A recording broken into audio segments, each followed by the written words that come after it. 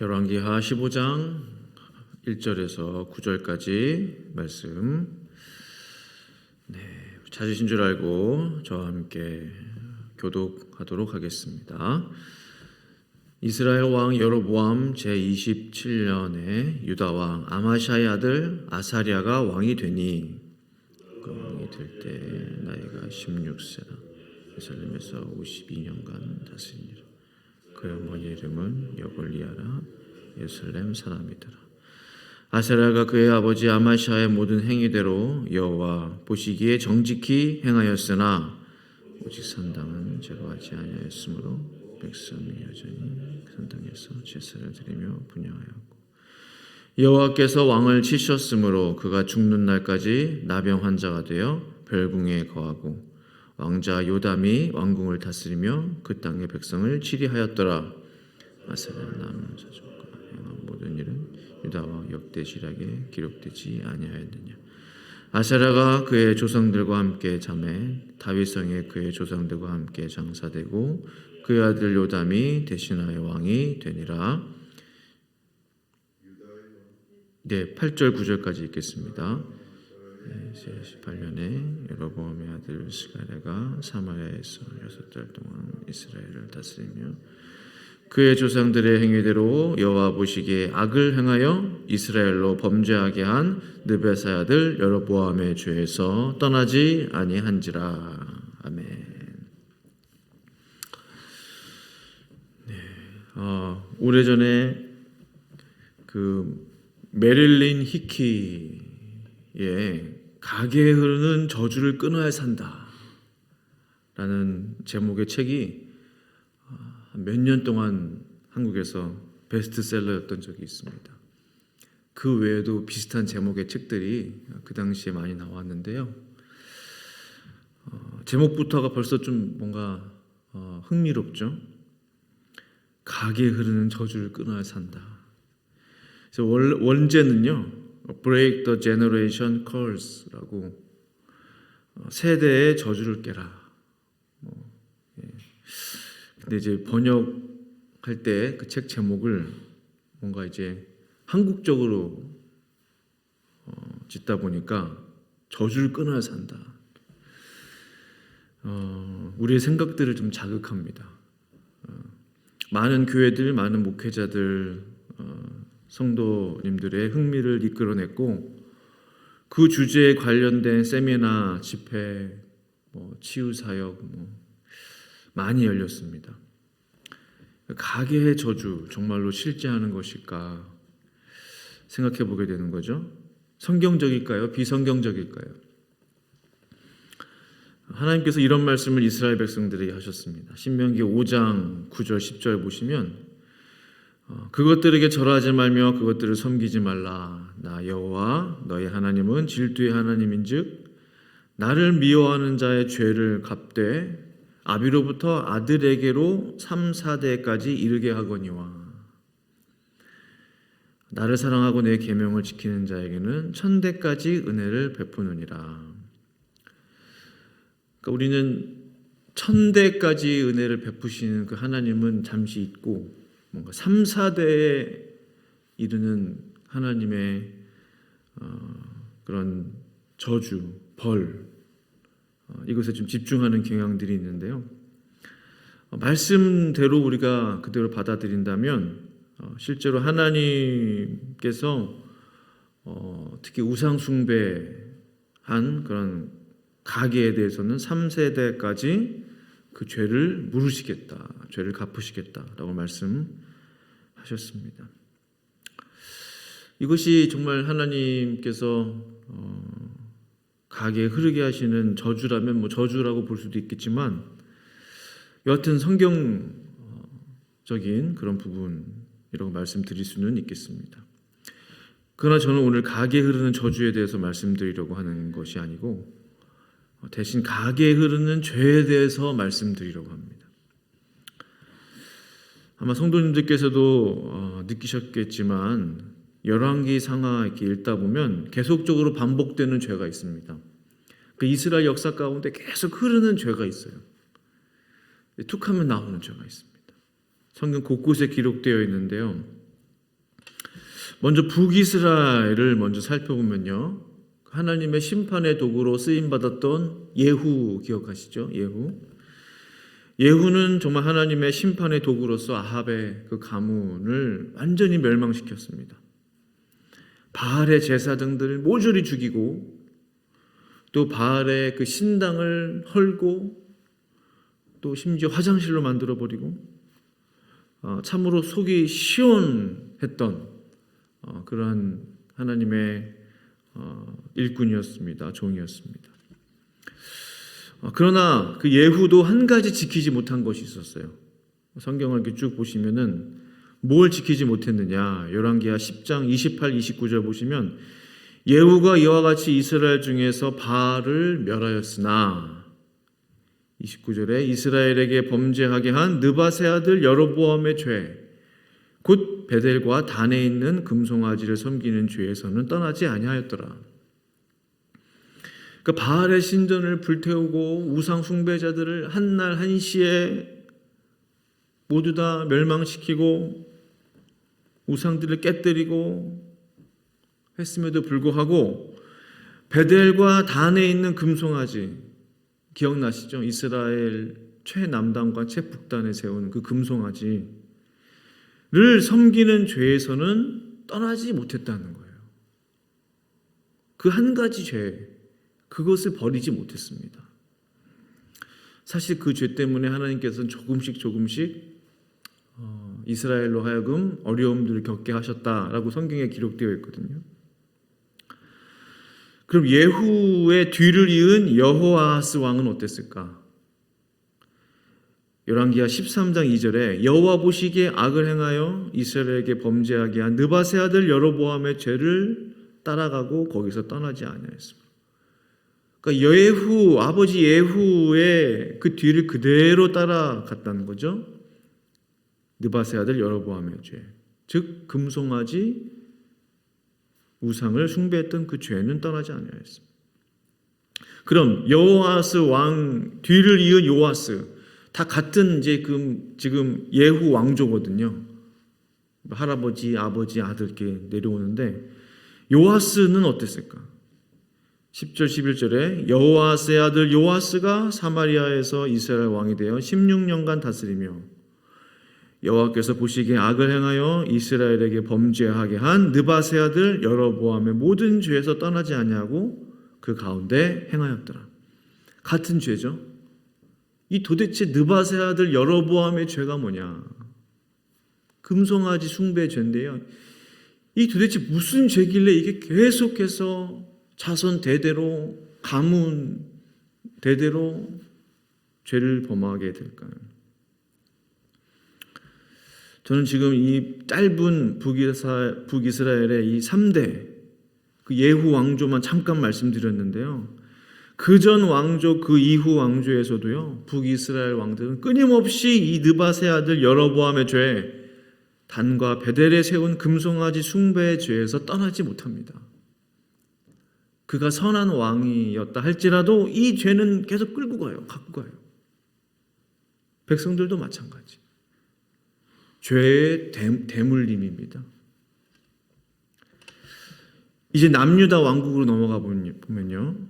남유다에서 그 하나님의 성전을 거룩하게 했던 왕 요아스 기억하시죠? 요아스. 어린 나이 7세에 7살 때 왕이 되었던 요아스. 40년간 남유다를 통치하면서 그 말은 왕권이 안정적이고 강력했다는 거죠. 금방 왕이 바뀌지 않았어요. 40년 동안 남유다를 통치하면서 하나님의 성전을 수축했던, 뭔가 좀 이렇게 개보수했던 그런 왕이었는데 하나님 보시기에 정직했습니다. 열왕기하 12장 2절 3절 보시면 요아스는 제사장 여호야다가 그를 교훈하는 모든 날 동안에 여호와 보시기에 정직히 행하였으며 다만 산당들을 제거하지 아니하였으므로 백성이 여전히 산당에서 제사하며 분향하였더라. 이 남유다는 보니까 산당에서 제사를 지내요. 그 요아스 그 뒤를 이은 아마샤. 열왕기하 14장 3절 4절 아마샤가 여호와 보시기에 정직히 행하였으나 그의 조상 다윗과는 같지 아니하였으며 그의 아버지 요아스가 행한 대로 다 행하였어도 오직 산당들을 제거하지 아니하였으므로 했어요. 그러니까 백성들이 여전히 산당에서 제사 드리는 거예요. 마지막 한 대만 더 가겠습니다. 그럼 아마샤 뒤를 이은 아사랴, 성경에 기록되어 있죠. 열왕기하 15장 3절 5절 아샤라가 그의 아버지 아마샤의 모든 행위대로 여호와 보시기에 정직히 행하였으나 오직 산당은 제거하지 아니하였으므로 했어요. 심지어 그는 여호와께서 왕을 치셨으므로 그가 죽는 날까지 나병 환자가 되었다고 했어요. 그러니까 아사랴도 정직한 왕이었습니다. 그러나 여전히 산당을 제거하지 않았어요. 이 북이스라엘과 남유다 종합적으로 말씀을 드리면 북이스라엘은 느바세 아들 여로보암의 죄, 금송아지 우상의 죄가 자손 대대로 흐르고 있었습니다. 남유다는 산당에서 제사 드리는 죄가 자손 대대로 흐르고 있었습니다. 할아버지의 죄가 아버지에게로, 아버지의 죄가 아들에게로, 그 아들의 죄는 또 밑에 아들에게로. 참으로 신기한 것은요, 하나님께서 보시기에 정직하게 행했던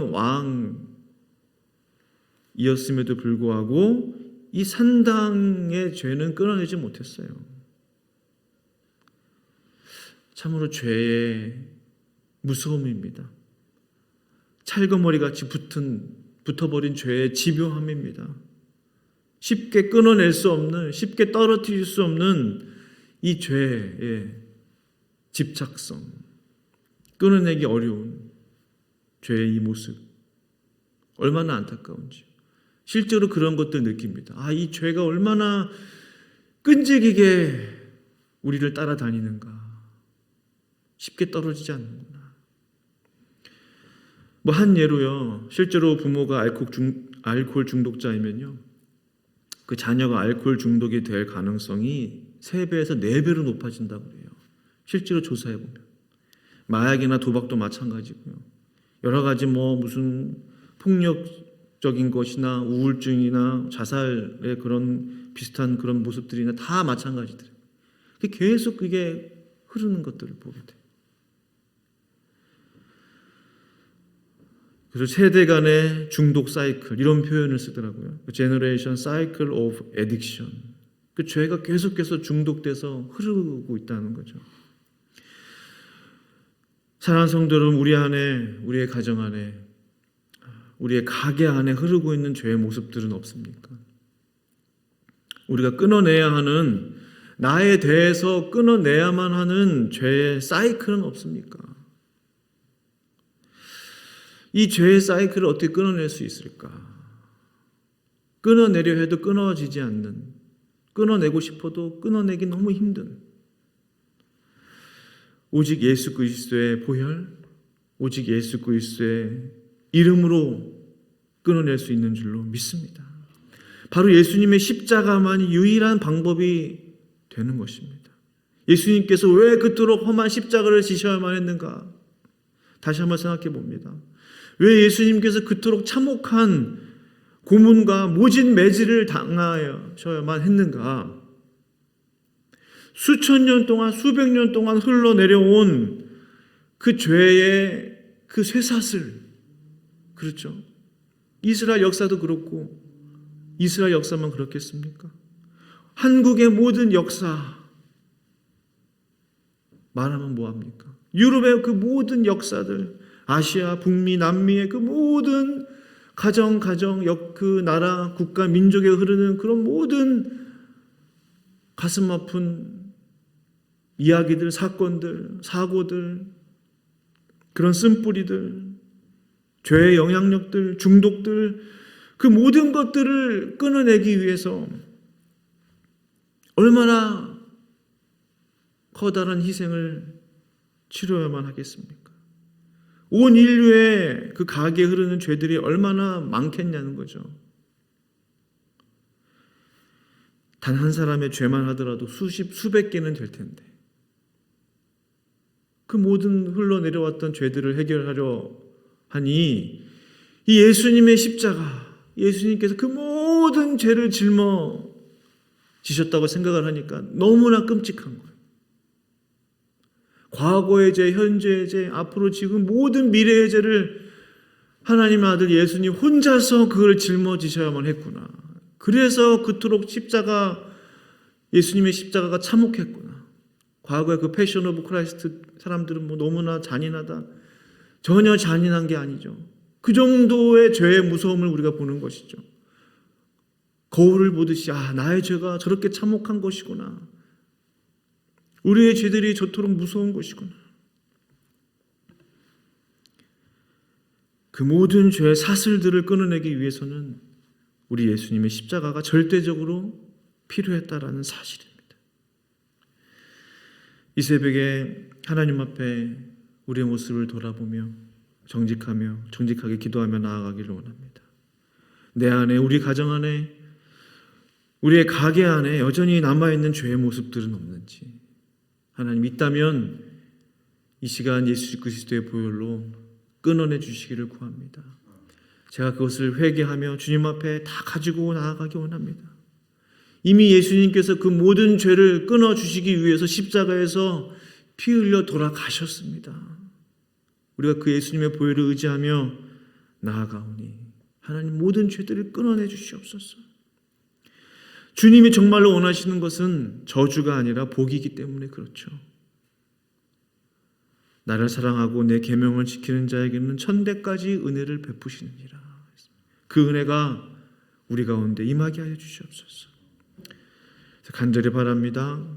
우리의 모든 죄의 대물림들이 예수 그리스도의 보혈로 끊어내지기를 원합니다. 하나님의 은혜가 천대까지 흐를 수 있기를 간절히 바랍니다. 우리 함께 기도하시겠습니다. 하나님 아버지 감사합니다. 우리가 짧은 이 북이스라엘 남유다 역사를 보면서 다시 한번 깨닫게 되는 것은 아무리 하나님 앞에 의로웠던 정직했던 그런 왕이었음에도 불구하고 그들이 해결하지 못했던 그 죄의 대물림이 있었습니다. 하나님 그들 뿐이겠습니까? 우리 안에는 없겠습니까? 우리 주변에는 없겠습니까? 우리의 가정에는 없겠습니까? 하나님 예수 그리스도께서 우리의 모든 가게에 흐르는 죄를 끊어내시기 위해서 십자가에서 죽으셨습니다. 보혈을 흘려주셨습니다. 이 새벽에 하나님 앞에 나의 모든 죄, 우리의 모든 죄들을 가지고 나아가오니 끊어내 주시고 해결해 주시고 회개함으로 정직히 나아가오니 주님 정결케 하여 주시옵소서. 그래서 하나님의 은혜가 하나님 수십 대, 백 대, 천대까지 흐르는 그런 은혜가 우리 가운데 있게 하여 주시옵소서. 예수님의 이름으로 간절히 기도합니다. 아멘.